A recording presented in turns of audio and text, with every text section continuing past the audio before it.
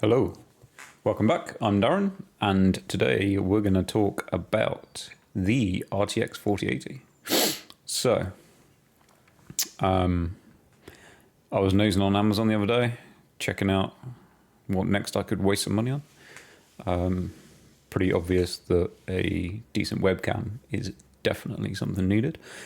But whilst I was on there, I noticed that it is exactly 1 year today since I purchased my 4080.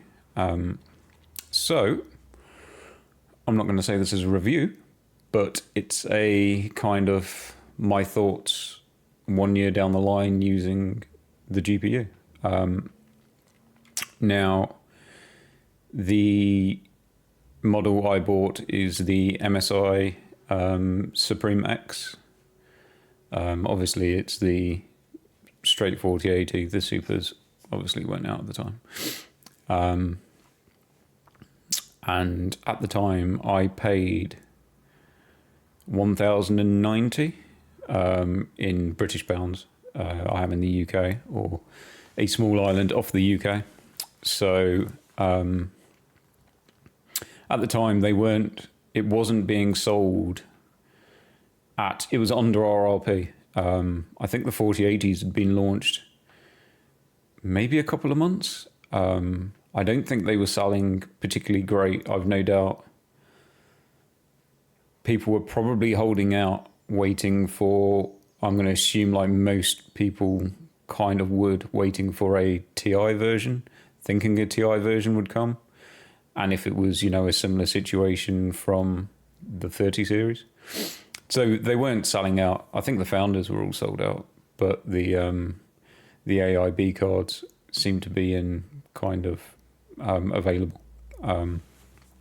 So it was on some sort of deal. I'm not exactly sure percentage-wise what the deal was on Amazon, but I paid 1,090 looking in my purchase history. And I got to be honest, as far as I've probably gone through, I don't know how many GPUs I've bought now. I mean, even if you say 10 in the last couple of years, I've bought some for builds. I've done a few builds for other people. So it's not a case of I've owned every one, but so far to date, it's the best purchase I've had since I've been back on the PC platform. Now, it kind of makes me feel a bit dirty saying that, because what I'm not going to justify is the price. The price is ridiculous. And I feel kind of almost should we be saying this is amazing when you kind of don't want that going back to NVIDIA, right? You don't want them thinking, oh, this is cool. Everyone's like happy. Everyone's happy to pay £1,200 or whatever it might be in your country for a GPU, and it is ridiculous. There's no argument. It's a stupid amount of money.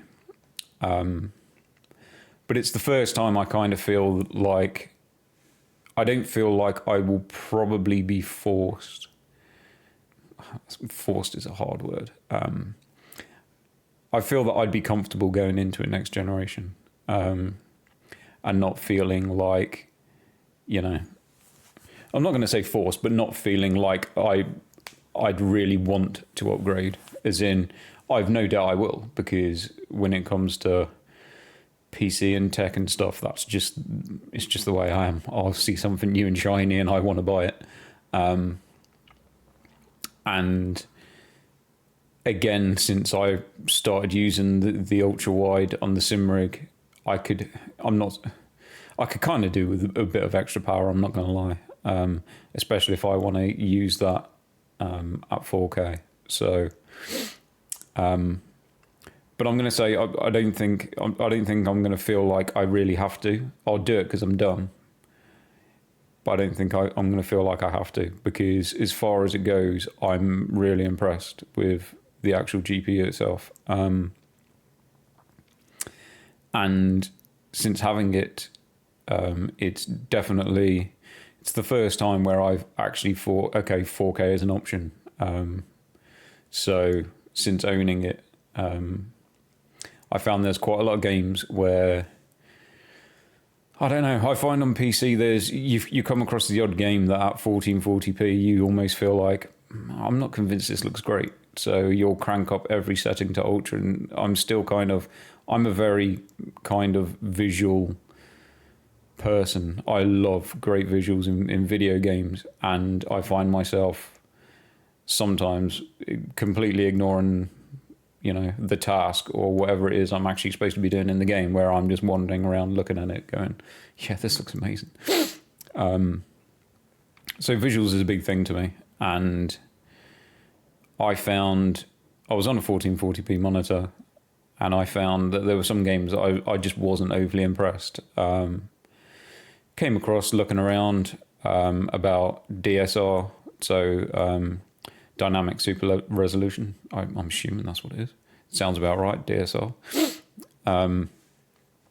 Which will basically, you can enable it in the NVIDIA control panel. And once enabled, it will allow you to pick a higher resolution than what your monitor will output. And then it will super sample it down to your monitor's output. So I started using that so that I could basically turn my monitor onto 4K, set games on 4K, and it will super sample the image back down to my monitor's screen. And instantly I was like, okay, oh my God. Some games, vast difference in looks for me visually anyway. I think some games you do tend to, especially in like an open world game, where sometimes at 1440p you've got really nice crisp details, maybe in the foreground, but a lot of background, you don't get that distance draw, so you don't get that high level of detail the further out the distance is, which obviously is in open world games is obviously quite a big thing. And instantly at 4K, it's a completely different thing. So even super sampling down to 1440p, I was like, oh my God, okay, I'm going to have to go 4K. I mean, the thing is, it will give you a very good indication of the type of FPS you're going to get at 4K, because it pretty much does about match it. So it's not like it's doing it for free. If you enable that at 1440p, you're going to be knocking your FPS down to pretty much the same as what you would be if you were at native 4K. So in doing so, I realized, okay, I've got a picture that I think looks incredible, and I've got the overhead to do it, so I'm doing it. And that gave me the confidence to go 4K, and that to me has changed gaming a lot for me, because I am a visuals person. And the other reason for it is DLSS. It's just at 4K, most of the time, like 85% of the time, it looks incredible. And when you are moving into 4K, you are going to rely on it. There's people that don't think you do. Fair play to those people that don't think you do. But if you're playing the new, the latest and greatest titles coming out, especially on the Unreal Engine 5, well, I don't think a lot of times you're going to get a chance. I mean, even the 4090, which is the fastest GPU out there, no one should even bother arguing it. You're still going to use upscalers. And half the time, if you don't, why not? If it looks good, it's free performance. To me, sometimes it just makes no sense not to. Now, everyone's got their own opinion on that, and that's fine. As I say, it's a personal computer. Play it how you like. Cool by me.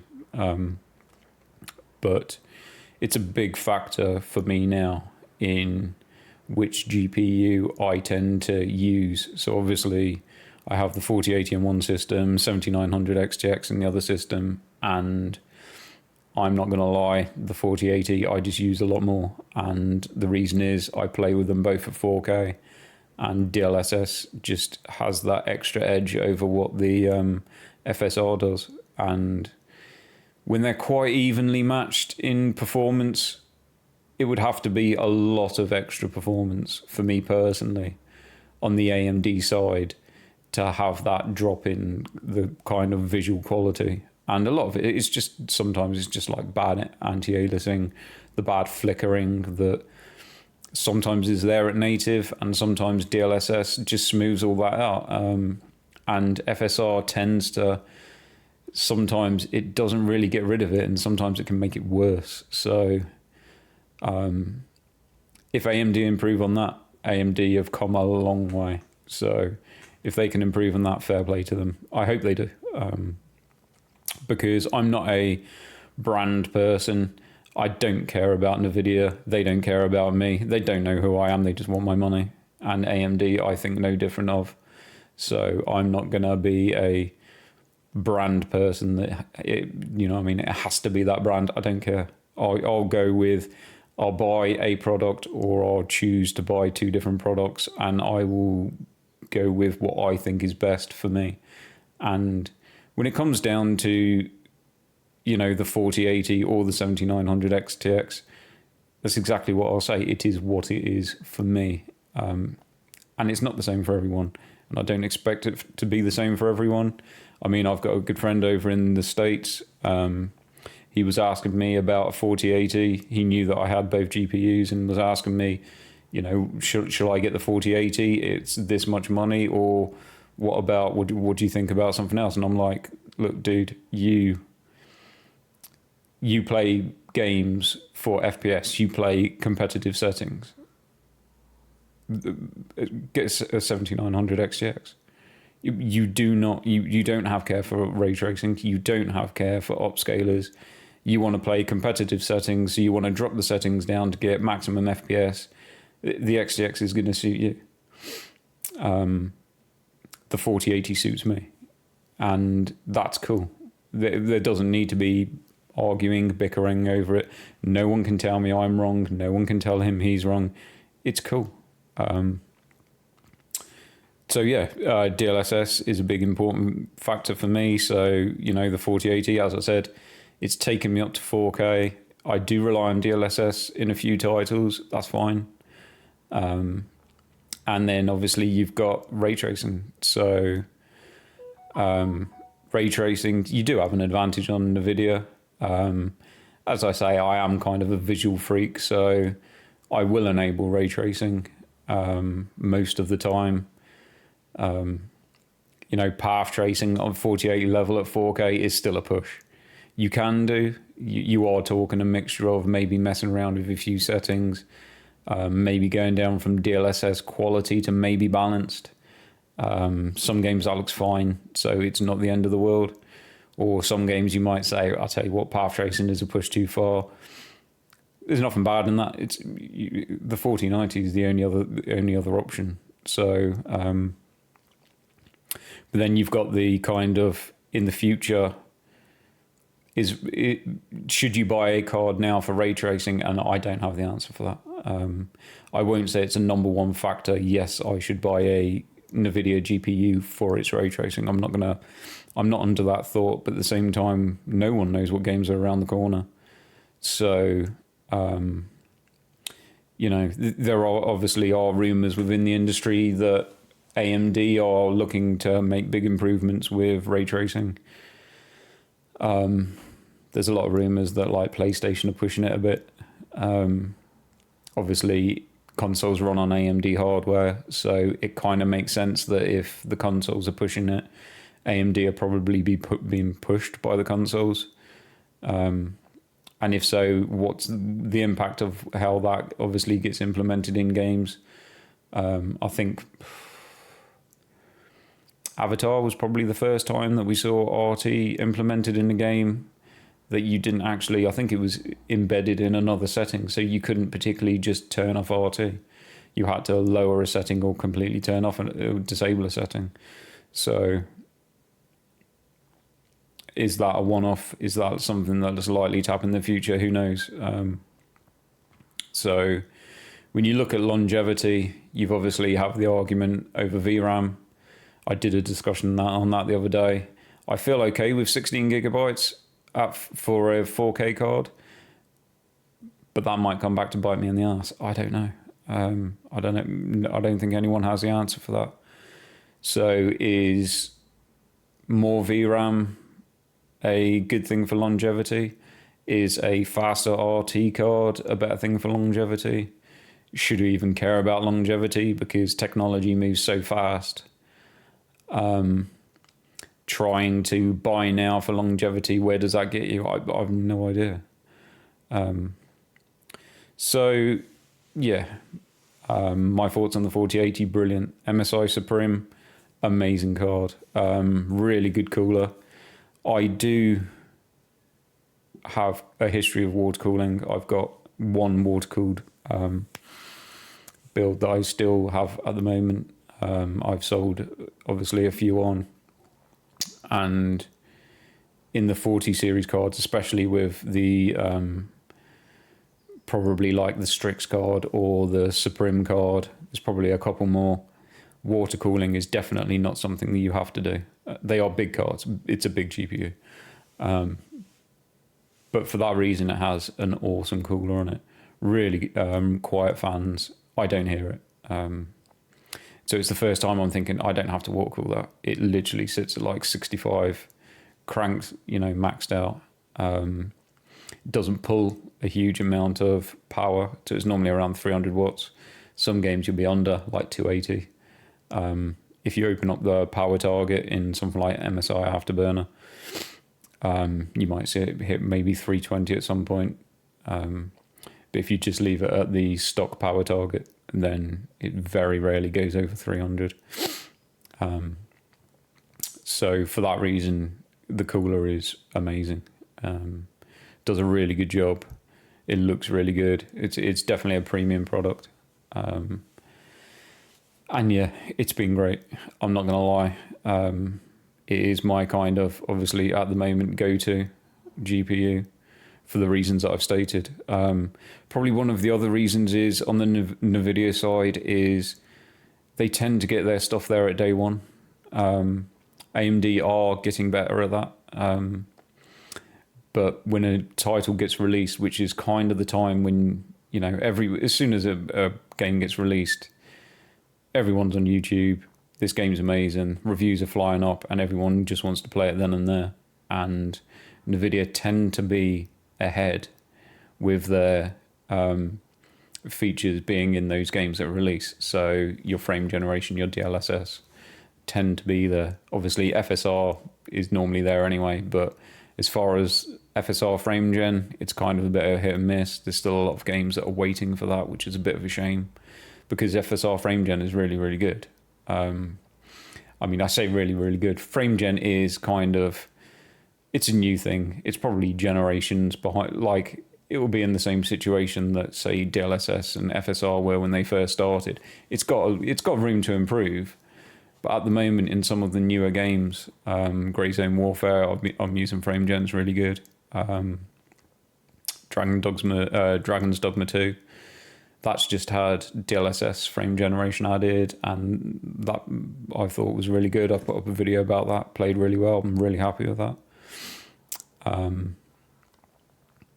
And yeah, that's probably my main three reasons why why for me NVIDIA works, and I will pay what I call NVIDIA tax. So I will pay that extra over the AMD for those features that mean something to me. But as I said, that's just to me personally. Those are features that I use. I'm happy to use those features. It just gets the maximum out of the card for me. So yeah, I can't fault it at the moment. It's been really, really good. I doubt I'll be getting rid of this GPU. I'm sure it's going to end up, at some point, it's going to end up in probably one of the kids' builds or something. I'm not sure what will happen next gen. The only thing I will say is at the moment, if I go through, because at the start of this video, hopefully, I intend to have a short video of the build that it's in. So specs-wise, the build that it's in a Fractal North case. It's running with a MSI Z690 Ace motherboard. a Intel 13700K.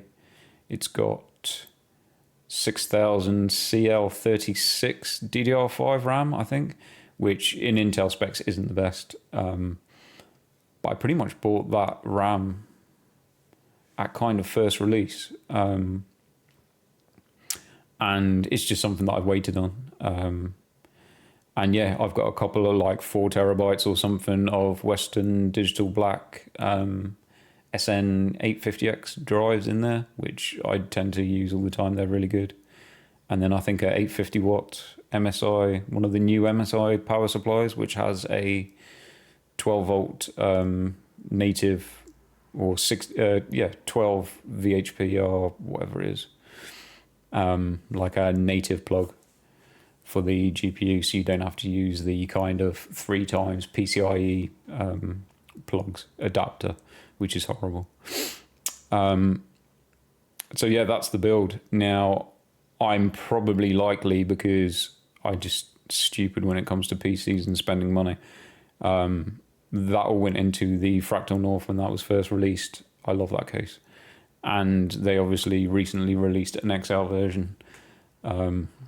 It's very likely that I will be moving it across to the XL version, and I will probably be putting a custom loop on it. EK at the moment, which I tend to use a lot of their water cooling products, do have a walnut CPU block. Stupid money, but I love the whole walnut thing on the case. I love the walnut aesthetics, and it's very likely that that will be happening in the future. But to go back onto the subject, yes, 4080, brilliant card. I'm not going to justify the money. It's stupid money. By the time I've actually, I can't see me upgrading until it's probably 2 years old. I don't think I'm going to dive into the next run of GPUs until we've kind of seen really what's going on with them. So I don't think I'm going to be buying anything like a 5080 at release next time. I think I'm going to sit and wait probably a bit longer. And I don't feel like I have to worry about that with the 4080. So I'm pretty sure I'm going to definitely get at least 2 years out of it before I even think about upgrading, which is actually really good for me. Really good for me. So stupid money, but in that respect, it'll probably pay itself back. And if I do decide to sell it, the one good thing that kind of helps is NVIDIA tend to sell secondhand really easily and really well. So whether I decide to just sell it as a GPU or whether I decide to put it into a build, maybe I've decided to buy a whole new platform and I'll throw together a build with it in it, and it's something that I'm pretty confident I'd get good money back on. So that is the other kind of one thing that's good about NVIDIA. Also, stupidly expensive to buy. You do tend to get better money back if you want to get your money back for it secondhand. So, but yeah, I'm not going to sit here and justify the price. It's crazy money. But I will say, as far as it goes, it's a beast. I love it. Really good card. And at that note, because I've been rambling now for nearly 24 minutes, I will stop. So if you've enjoyed this video, please like, maybe subscribe. Hopefully I should be able to figure out what I'm going to do content-wise going forwards. Maybe I will improve my camera. Or I'm new to this, so I'm out of my comfort zone. I'm not going to lie, but we'll see what happens. But yeah. Thank you for listening, and I will catch you in the next one.